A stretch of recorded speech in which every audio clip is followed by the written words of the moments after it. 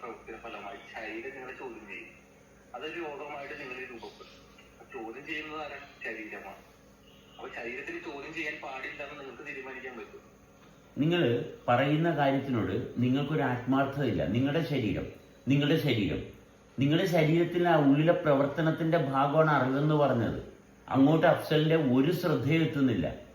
എൻ്റെ പൊന്നു മോനെ കൈകൂപ്പി നിന്ന് കാല് പിടിച്ച് പറയുന്നു, മോൻ ഈ പൊട്ടത്തരം നിർത്തിയിട്ട് മോന്റെ ശരീരത്തിന്റെ പവിത്രത ശ്രദ്ധിക്കുക. കുട്ടനോടുള്ള സ്നേഹം കൊണ്ട് പറയുന്നു. കുട്ടന്റെ കൈകൂപ്പി നിന്ന് എളിമപ്പെട്ട് എന്ന് പറയുന്നു. മോൻ ഈ സമയം പാഴാക്കുന്നതിന് പകരം മോന്റെ ശരീരം ഒരു അമൂല്യമായിട്ടുള്ള നിധിയാണ്,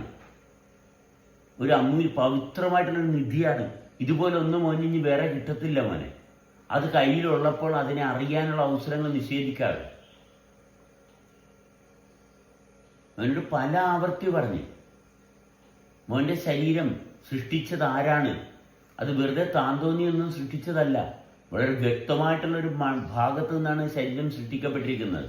അതിനെ ബഹുമാനിക്കാൻ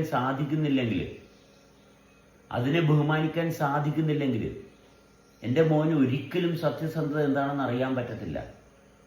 ശരീരത്തിന്റെ പ്രവർത്തനത്തെ ആഴത്തിൽ അറിയുക, ശ്രദ്ധ ഉള്ളിലോട്ട് കൊണ്ടുപോകുക. മറ്റുള്ളവരെ ശ്രദ്ധിച്ചിട്ട് മോന് ഒരു കാര്യവും കിട്ടാൻ പോകുന്നില്ല.